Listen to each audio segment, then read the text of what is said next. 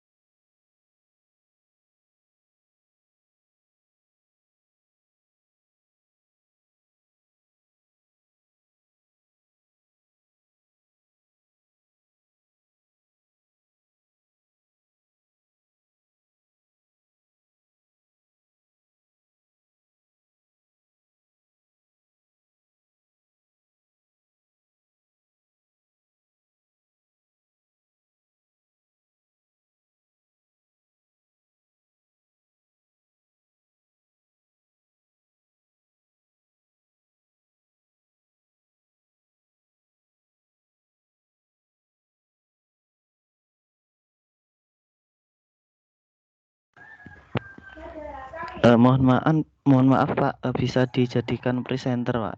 Oh iya ya, sorry Ruth. Iya nak, sorry. Makanya dari tadi kok enggak on. Ya sudah nak. Saya lupa mama. Maaf. Ayo.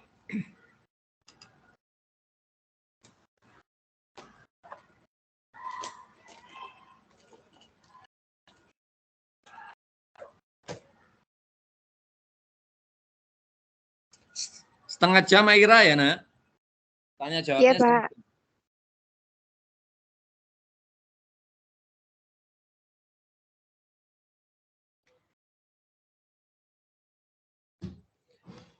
Videonya saya rekod, nanti digunakan untuk video kalian ya. Atau terserah dibikin gimana.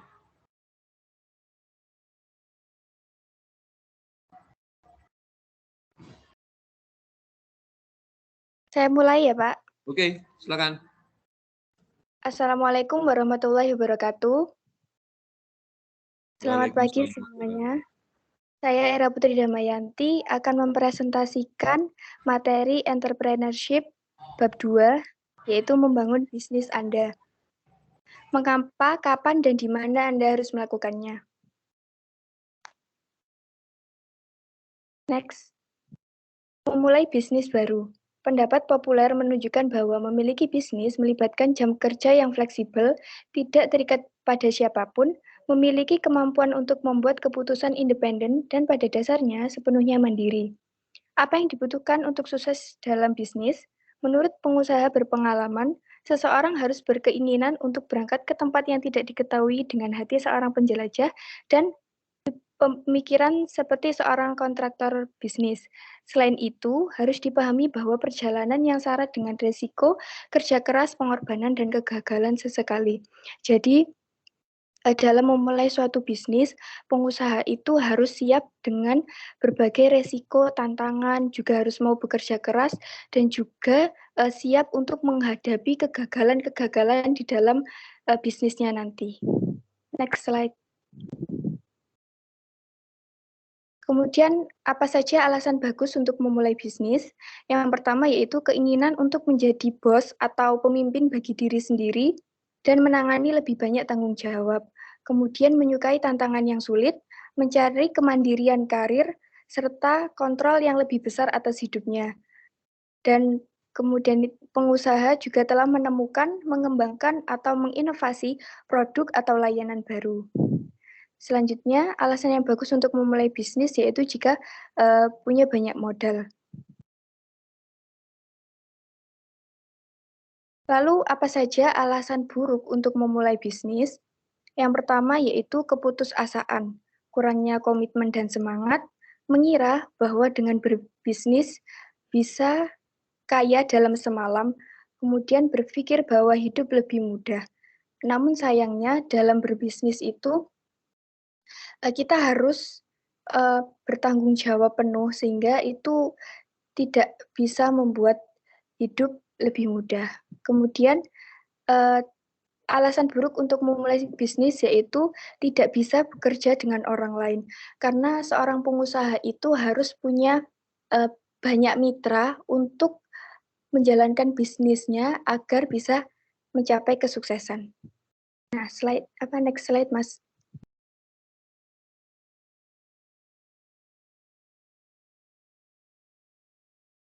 Lalu, kapan waktu terbaik untuk memulai bisnis baru? Sebelum memulai bisnis, mungkin lebih bijaksana bagi calon wirausahawan untuk menulis, meneliti, dan membahas dengan tepat apa yang ingin mereka lakukan, serta memeriksa apa yang akan dilibatkan dalam memulai bisnis dan bagaimana prosesnya akan ditangani. Kemudian permasalahan pribadi, misalnya masalah keuangan, krisis yang belum terselesaikan, dan sebagainya harus diurus terlebih dahulu untuk menghindari gangguan dalam menjalankan bisnisnya nanti. Lalu pemahaman dan dukungan dari mitra, pasangan, atau anak sama pentingnya karena seseorang pengusaha tidak memiliki banyak waktu untuk dihabiskan bersama keluarganya selama beberapa tahun pertama usaha bisnis baru. Next.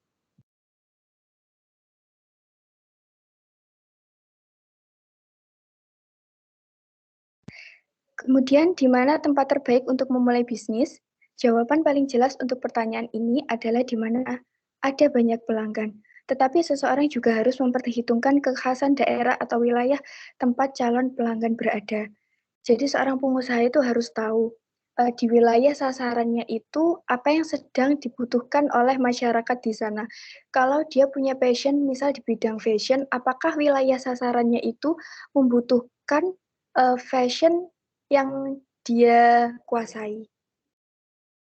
Nah, menurut Korporasi Keuangan Internasional atau IFC, Bank Dunia, pengusaha yang berencana memulai bisnis di negara asing atau daerah asing harus terlebih dahulu memastikan situasi yang ada. Yang pertama harus ada sedikit aturan, peraturan, dokumen, dan izin sehingga bisnis dan kegiatannya dapat dibuat sah pada waktu yang tepat. Pemilik bisnis harus dapat mempekerjakan dan memecat karyawan dengan relatif mudah.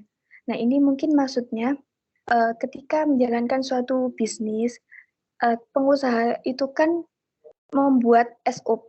Nah, kalau misalnya karyawannya itu tidak bekerja sesuai dengan SOP, maka demi kesuksesan bisnisnya, pengusaha itu harus mengganti karyawannya. Dan di lingkungan perusahaannya itu harus harus kondusif gitu. Masyarakatnya atau SDM-nya itu kalau bisa harus bisa sesuai dengan SOP yang sudah dibuat perusahaannya agar bisnisnya itu lancar dan mudah untuk sukses. Selanjutnya yaitu pemilik bisnis harus memiliki kapasitas untuk menyusun dan menegakkan kontrak yang sah. Kemudian pemilik usaha harus dapat memperoleh kredit atau meminjam uang. Next.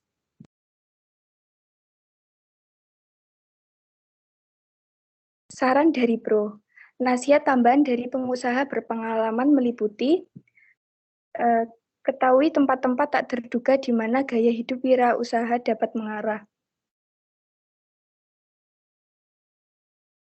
Nah, ini maksudnya jika seseorang itu bekerja sebagai seorang koki di sebuah restoran ya, tetapi dia itu lelah bekerja untuk orang lain dan ingin menghabiskan lebih banyak waktu bekerja sebagai pembuat roti, membuat usaha sendiri. Nah, tapi harus diingat bahwa menjalankan bisnis sendiri itu mungkin akan melibatkan lebih banyak administratif dan juga harus tahu teknik pemasaran usahanya itu bagaimana, lalu juga teknik operasionalnya itu seperti apa. Dan kemudian jika Anda ingin mengubah hobi menjadi bisnis, maka harus tahu apakah produksinya itu teratur dan menjamin penghidupan. Misalnya kita itu membuat kue, punya keahlian membuat kue, lalu diminta membuat kue untuk teman atau kerabat. Nah, kita itu dibayar untuk itu. Nah, jika kita ingin mengubah hobi, kita membuat kue menjadi suatu bisnis, harus paham apakah produksinya nanti itu bisa berjalan dengan baik, apakah ada pasar yang berkelanjutan untuk produksi kue kita di wilayah kita. Nah, jika kalau di wilayah kita itu tidak mendukung, apakah kita itu bisa menarik pelanggan dari jauh dan mengirimkan produksi kue kita itu kepada mereka. Itu harus kita pertimbangkan. Nah, selanjutnya yaitu sebelum turun ke dunia wirausaha, kita harus menghadapi rintangan yang menghalangi jalan kita dalam berbisnis nanti. Kemudian, mempertahankan pekerjaan saat ini sambil memeriksa opsi wirausaha yang tersedia.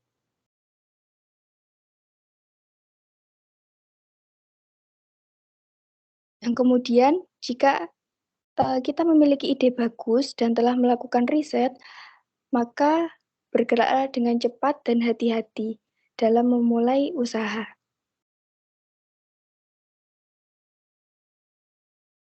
Sekian dari saya, terima kasih.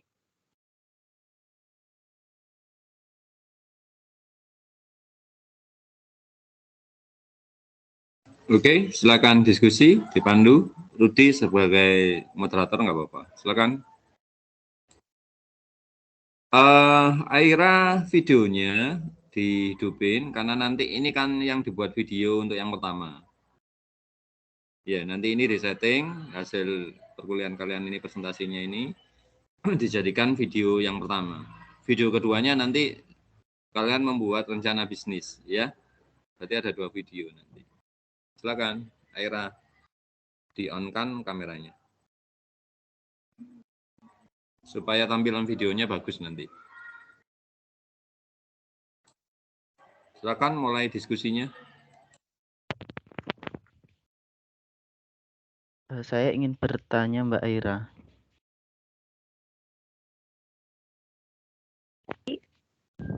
Ya, Mas Vicky, silakan. Gini, tadi kan dalam slide itu ada alasan dalam memulai bisnis. Alasan bagus itu adalah salah satunya memiliki banyak modal. Nah, dalam kehidupan itu banyak sekali calon-calon pengusaha atau calon-calon bisnis itu biasanya terkendala dalam modalnya. Jadi mereka punya ide bisnis bagus, tapi mereka tidak tahu bagaimana cara memulainya karena terkendala dalam mungkin modalnya kurang. Nah, bagaimana cara seorang untuk memulai bisnis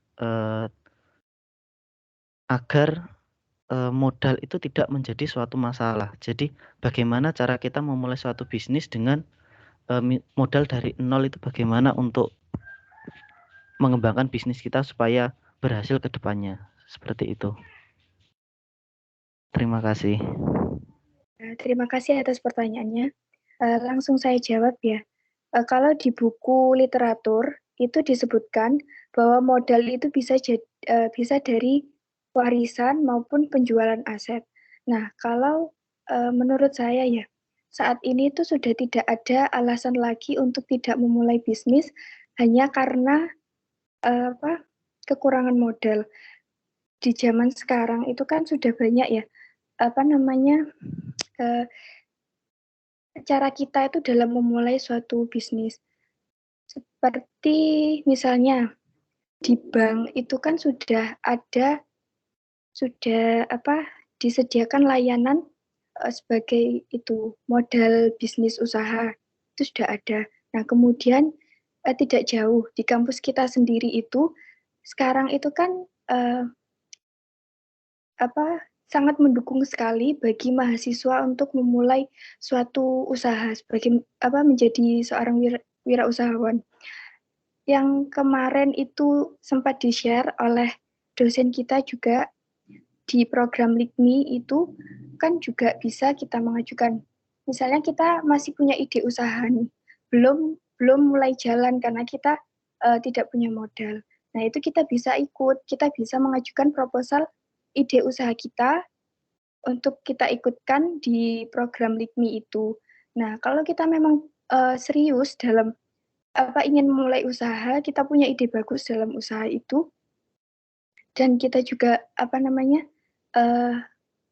misalnya kalau kita menang ya proposal kita itu bagus, maka hadiah dari lomba itu bisa kita jadikan modal usaha juga. Nah, selain program LIKMI di lembaga kampus itu ada lembaga LPKS. Nah, biasanya setiap tahun itu lembaga LPKS mengadakan namanya program wirausaha, yaitu pembinaan mahasiswa wirausaha atau PMW.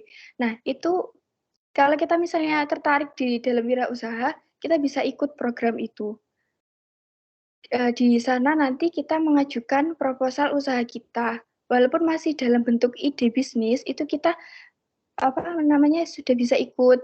Nah, nanti kita kalau misalnya terpilih seleksi, nanti kita akan dapat modal usaha. Nanti dalam dalam programnya itu setelah kita mendapatkan pendanaan, kita juga akan dibimbing dalam proses menjalankan usaha kita nanti. Seperti itu, Mas Rudi. Iya Mbak, terima kasih untuk jawabannya. Sama-sama.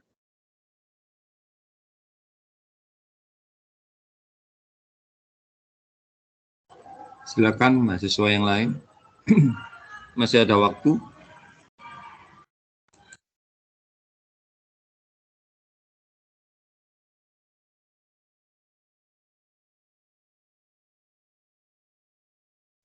Saya Ruliani mau bertanya. Ya, silakan Mbak Ruli. Ya, di PPT yang menjelaskan tentang alasan bagus untuk memulai bisnis. Di situ poin ketiganya itu kan mencari kemandirian karir serta kontrol yang lebih besar atas hidupnya. Nah, itu yang saya pertanyakan, bagaimana seseorang itu bisa mengetahui atas kemandirian karirnya serta dapat mengontrol yang lebih besar dalam sebuah hidupnya, dalam membangun sebuah bisnis. Begitu Mbak Aira.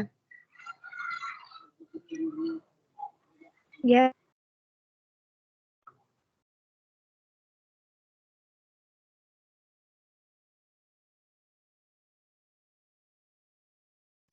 Apakah suara saya terdengar?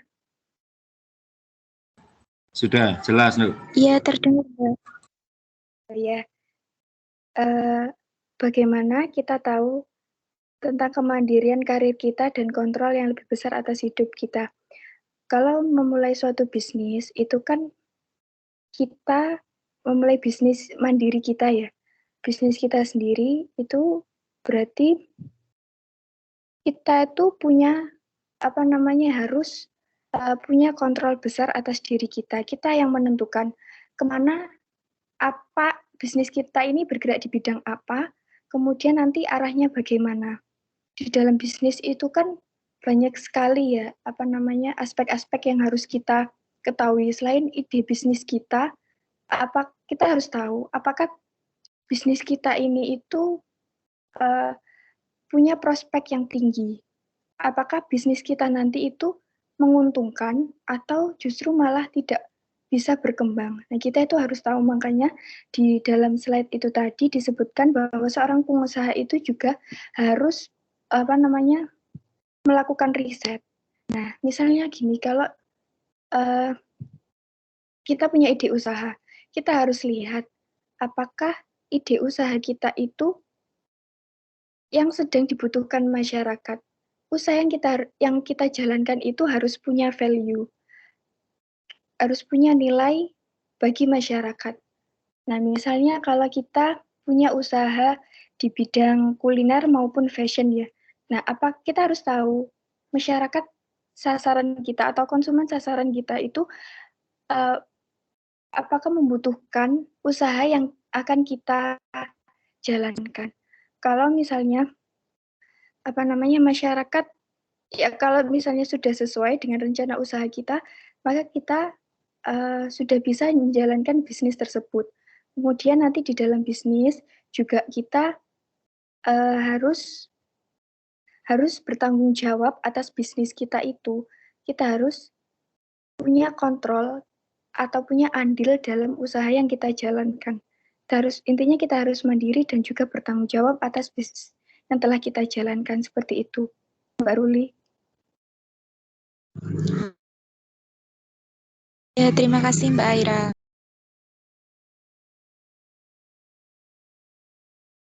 Sama-sama.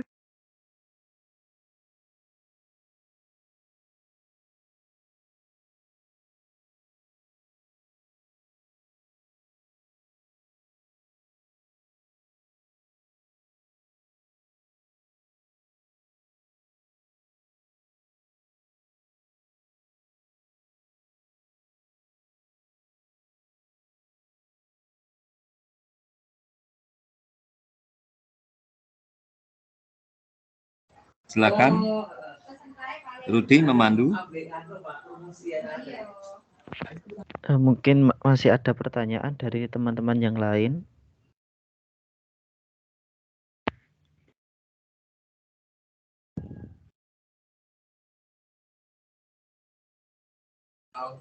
Kalau nggak ada, bisa ditutup. Berganti ke Ainur. Silakan, Rudi.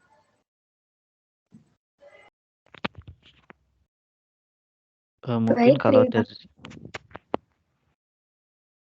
Saya izin penutupan ya, Pak. Baik, terima kasih. Sekian dari presentasi saya. Kurang lebihnya saya mohon maaf. Wassalamualaikum warahmatullahi wabarakatuh. Waalaikumsalam warahmatullahi wabarakatuh. Oke, hebat. Lanjut, Rud, dipandu.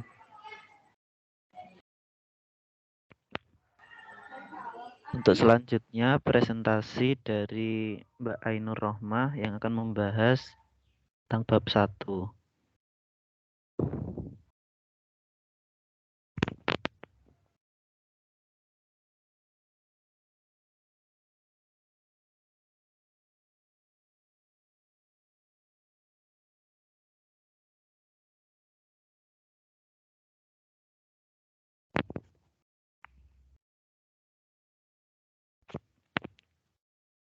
Untuk Mbak Ainur Rohmah bisa dimulai untuk presentasinya.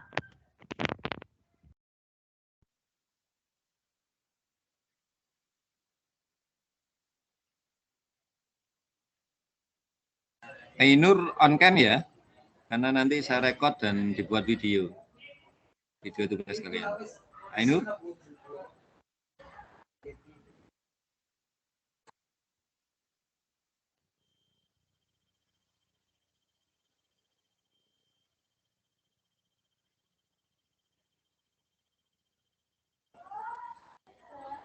Masih di mute.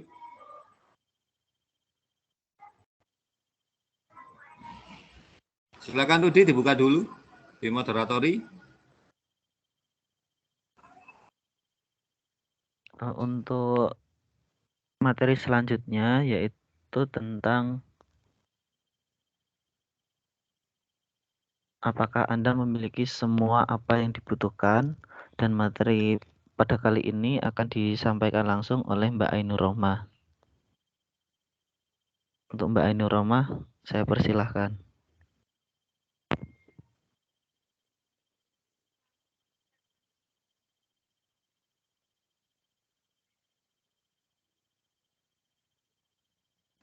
Suaranya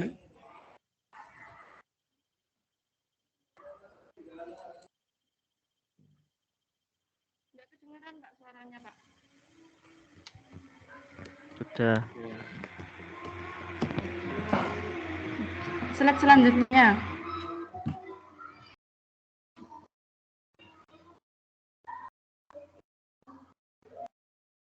Tahapan-tahapan dalam kewirausahaan.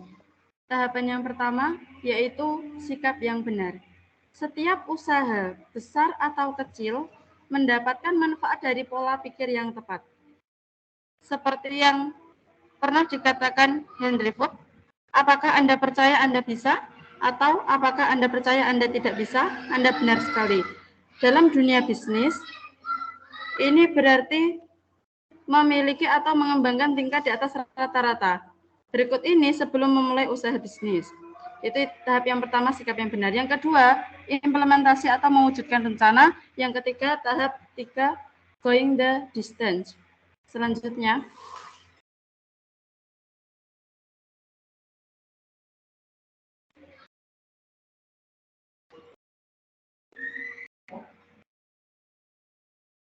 slide selanjutnya Mas Rudi. Ya, yang pertama, tahap 1, sikap yang benar. Yang pertama, drive dan tekad. Drive dan tekad itu termasuk inisiatif, tingkat energi tinggi, dan nafsu makan yang besar pencapaian. Yang kedua, ambisi.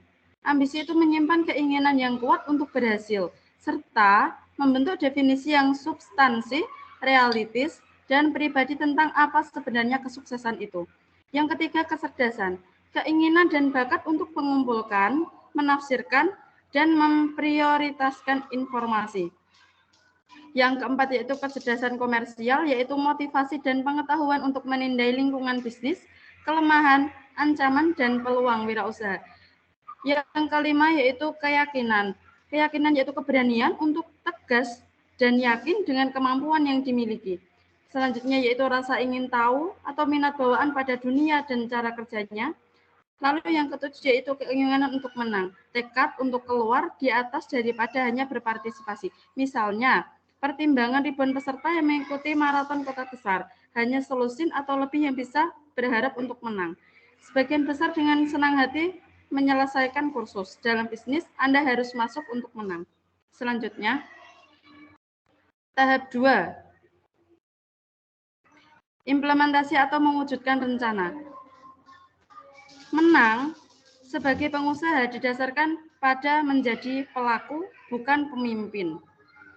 Ini berarti memiliki nyali untuk tinggalkan kenyamanan lingkungan yang akrab dan berbasis menuju yang tidak diketahui dengan ide yang diasah dengan baik dan rasa petualangan yang tajam.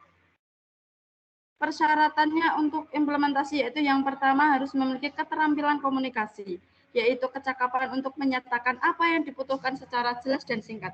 Yang kedua yaitu yang dibutuhkan yaitu motivasi, yaitu kesediaan untuk bekerja berjam-jam, apakah Anda suka atau tidak. Yang nomor 3 yaitu disiplin diri, kemampuan untuk mengendalikan godaan atau kelebihan. Yang keempat yaitu persuasif, yaitu kemampuan untuk meyakinkan orang lain dan menginspirasi mereka untuk melakukan penawaran Anda. Yang kelima, kecepatan dan kelincahan, yaitu kemampuan untuk menanggapi situasi secara cerdas dengan cepat dan efektif. Selanjutnya, tahap yang ketiga.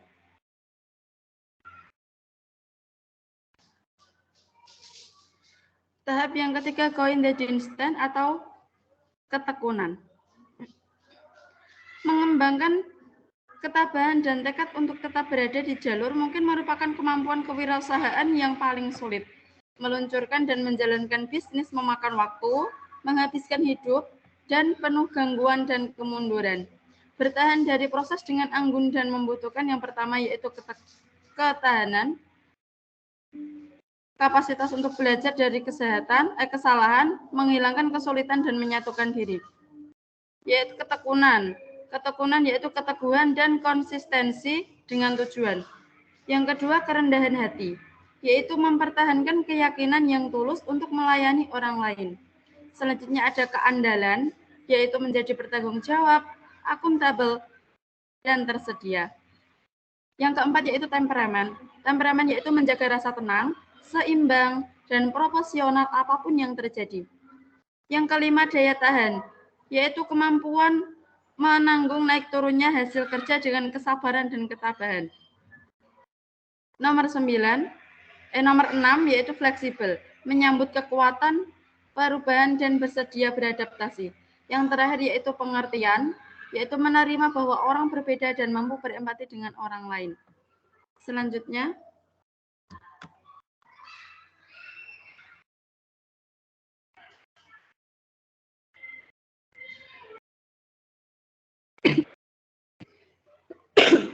selanjutnya. 4 ketakutan utama kewirausahaan. Yang pertama ada umur. Tepatnya usia berapa yang terlalu tua atau terlalu muda untuk menjalankan bisnis. Bertahun-tahun yang lalu, pemilik toko alat olahraga di Amerika Serikat merayakan ulang tahunnya yang ke-100.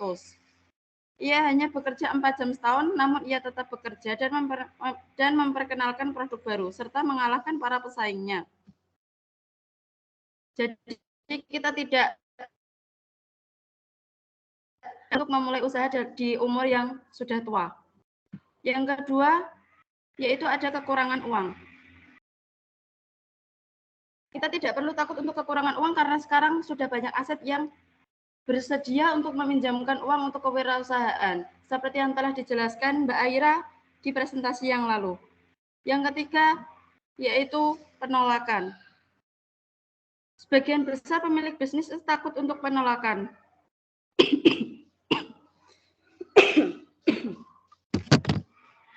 Yang keempat, kurangnya pendidikan atau pengalaman. Selanjutnya,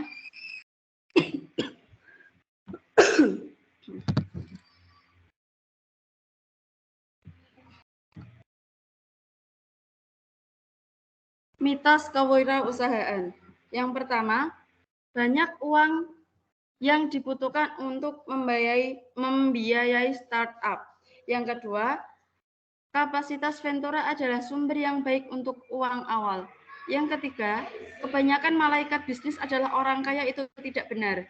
Yang keempat, startup tidak bisa dibiayai dengan hutang, itu juga tidak benar karena kita bisa meminjam modal ke bank untuk memulai wirausaha. Yang kelima, bank tidak meminjamkan uang kepada perusahaan baru, itu juga tidak benar. Nomor 6, sebagian pengusaha mulai bisnis mereka di industri menarik.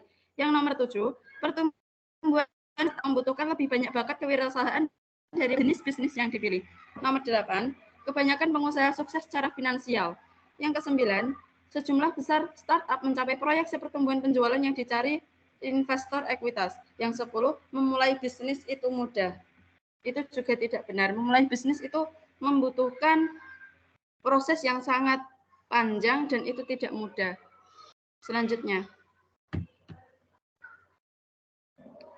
mengatasi negatif dalam wirausahaan, yaitu yang pertama, sebagai aturan kebanyakan orang dalam hidup akan memberitahu apa yang tidak dapat Anda lakukan daripada apa yang dapat kita lakukan. Biasanya orang-orang yang menilai kita itu akan memberitahu bahwa kekurangan kita itu di apa, bukan kelebihan kita.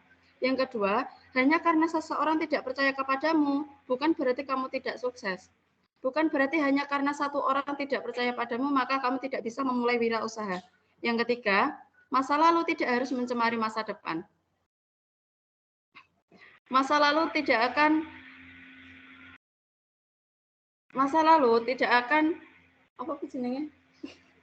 tidak akan mempengaruhi untuk memulai wirausaha. Jadi tidak perlu melibatkan masa lalu untuk memulai usaha. Lalu selanjutnya ada kata-kata yaitu orang yang menang adalah orang yang bekerja, yang tidak melalaikan kerja atau kesusahan. Terima kasih. Apakah ada yang ditanyakan?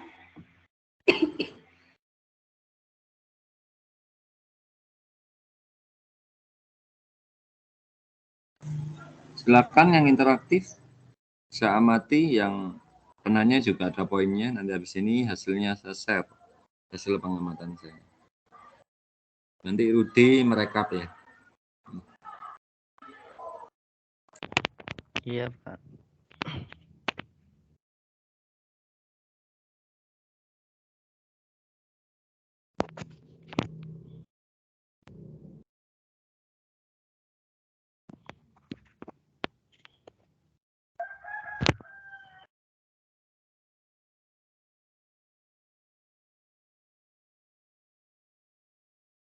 Silakan ayah anak biar nilai diskusinya ada.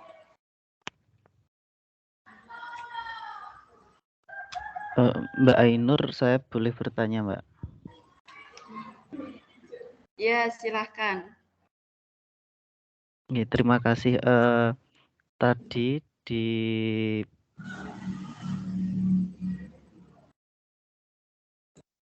di slide ini ketakutan utama kewirausahaan, yang poin ketiga itu adalah penolakan. Memang kalau pebisnis baru atau pengusaha baru itu biasanya mereka itu sering sekali merasa minder dengan bahwa mereka berpikir kalau produknya itu masih kalah saing dengan produk-produk lain yang sudah mungkin punya brand besar, sudah punya nama di masyarakat. Jadi mereka itu merasa bahwa dia itu pesimis kalau produknya itu kalah bersaing dengan brand-brand besar. Nah, bagaimana sih caranya supaya kita itu yakin bahwa walaupun kita itu pebisnis baru, produk kita itu tidak kalah dengan brand-brand besar, dan bagaimana caranya supaya brand kita itu tidak kalah dengan produk-produk yang besar. Jadi brand kita itu masih bisa bersaing di pasaran. Nah, untuk tips dan triknya itu bagaimana, Mbak? Terima kasih.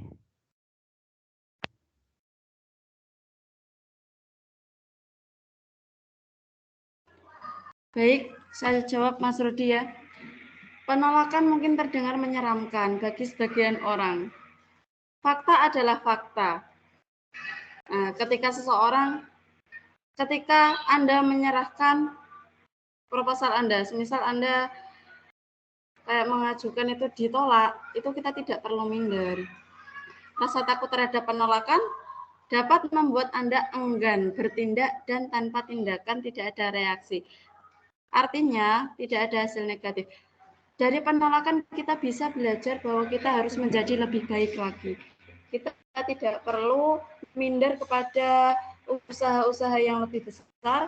Jadi, usaha yang lebih besar itu bisa dijadikan referensi untuk usaha kita sendiri. Dari penolakan, kita bisa belajar bahwa bisnis kita itu harus lebih maju dari usaha besar. Seperti itu, Mas Rudi. Iya, Mbak. Lalu strateginya supaya brand kita atau barang yang kita pasarkan atau usaha kita itu bisa bersaing dengan brand-brand besar itu bagaimana?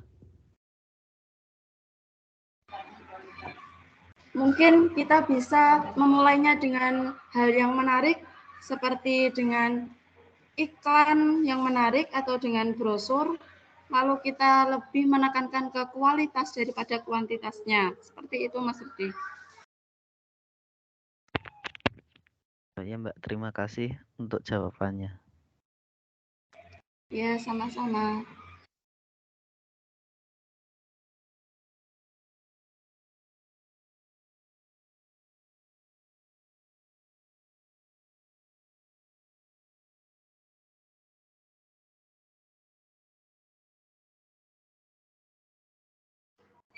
Apakah ada yang mau bertanya? Saya mau bertanya, Mbak.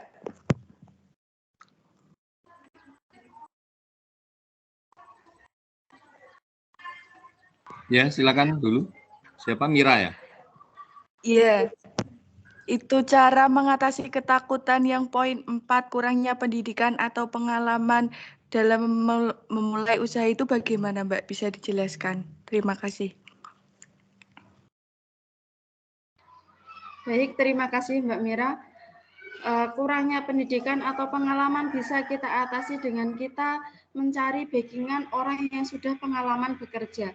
Kita bisa kayak sharing-sharing dengan orang yang sudah mempunyai usaha.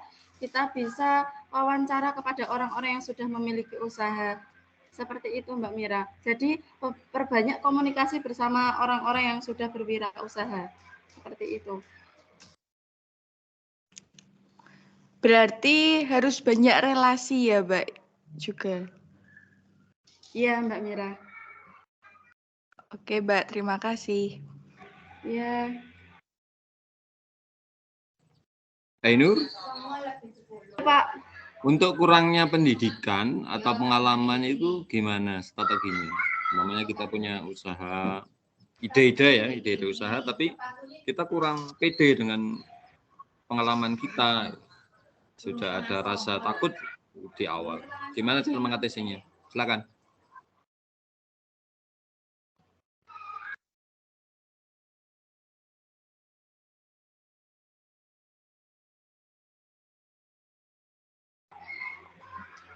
Cara mengatasi tidak pede gitu ya, Pak?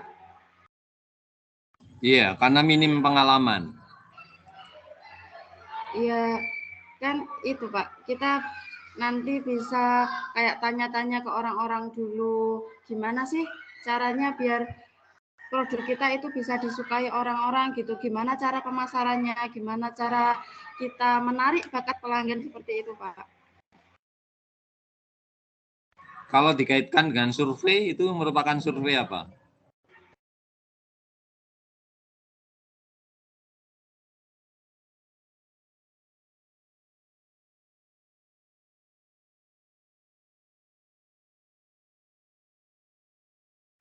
Survei, Pak. Survei kayak itu enggak, Le?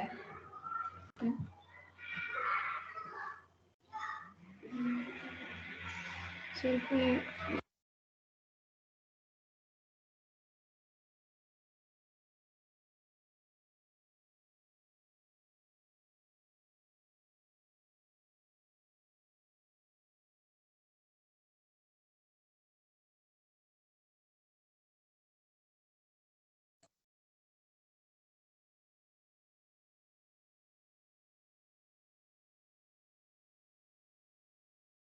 Maksud saya, kegiatan yang kamu sebutkan tadi itu apa bagian dari survei?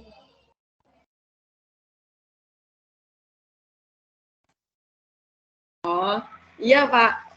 Kita harus survei dulu, melihat keadaan di sekitar, melihat kondisi, apa yang dibutuhkan, apa yang lebih dibutuhkan sehari-hari gitu Pak. Oke, ya. Ya, cukup dari saya. Silakan Rudi. Terima kasih Pak Is.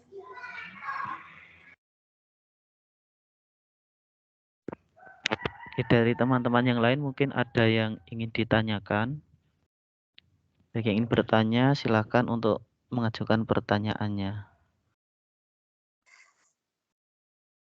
Mbak Ainur boleh bertanya. Oke, silakan Mbak Lia. Kalau mau bertanya, langsung saja pertanyaannya.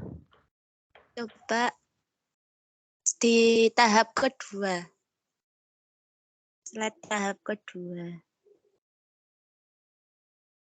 Kan di situ ada persuasif. Kata Mbak Ainur tadi kurang lebihnya meyakinkan seseorang untuk mengikuti usaha kita. Lah, seumpama kita baru membuat usaha, bagaimana cara untuk meyakinkan orang itu mengikuti usaha kita? Cara atau sikap kita untuk meyakinkan seseorang itu ikut dengan usaha kita. Gimana Mbak Ainur? Baik Mbak Lia, wirausaha kan tidak bisa langsung besar gitu, tidak bisa ya, harus kita mulai dari hal yang kecil dulu.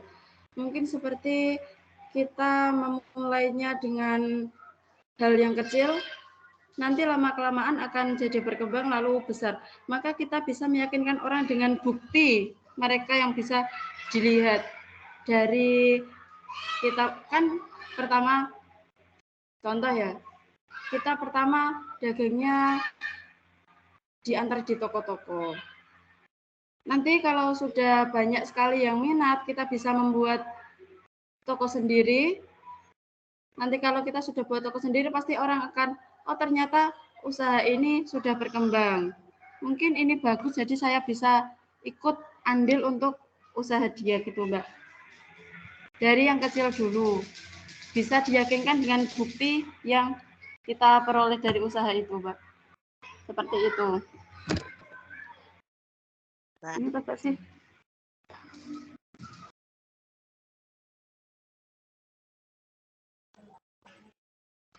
Oke, gimana Lia?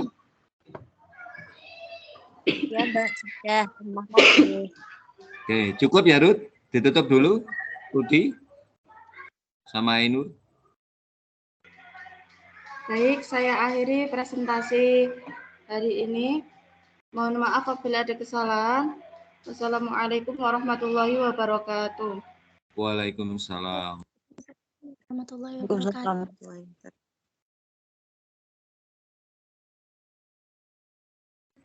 Oke, tugas kalian ini nanti saya rekod. Hasil presentasi kalian di rekodan ini, itu kalian buat video, dikemas yang bagus. Bisa diedit, bisa dipotong-potong, tapi menunjukkan bahwa kalian itu sudah presentasi. Itu tugas video pertama. Nanti video yang kedua, itu kalian membuat ide bisnis sama analisisnya, sama strategi pemasarannya dan sebagainya. Silakan kalian persiapkan dari sekarang. Begitu ya, paham ya? Halo, paham anak-anak? Paham, Mbak. Ya, nanti ini ya linknya saya bagikan ke grup. Nanti bisa di-download. Habis itu yang berkepentingan, umpamanya Ainur tadi, videonya Ainur aja yang dipotong atau gimana dan sebagainya. Dan dijadikan video. Video sebagus mungkin. Membuktikan bahwa kalian presentasi. Makanya tadi tak suruh on cam supaya videonya menarik. Silakan ini harus tampak juga bahwa ini adalah perkuliahan ya, gitu ya. Itu. Oke, itu berarti minggu depan ke kelompok ke bab 3 sama 4 Ruth. Iya, 3 4 ya Ruth ya. Iya, Pak. Iya, 3 dan 4. Tolong dipersiapkan, nanti saya kabari kapan waktunya. Terima kasih anak-anak, selamat beraktivitas. Saya izin live dulu. Wassalamualaikum warahmatullahi wabarakatuh. Terima kasih anak-anak. Waalaikumsalam Warahmatullahi wabarakatuh.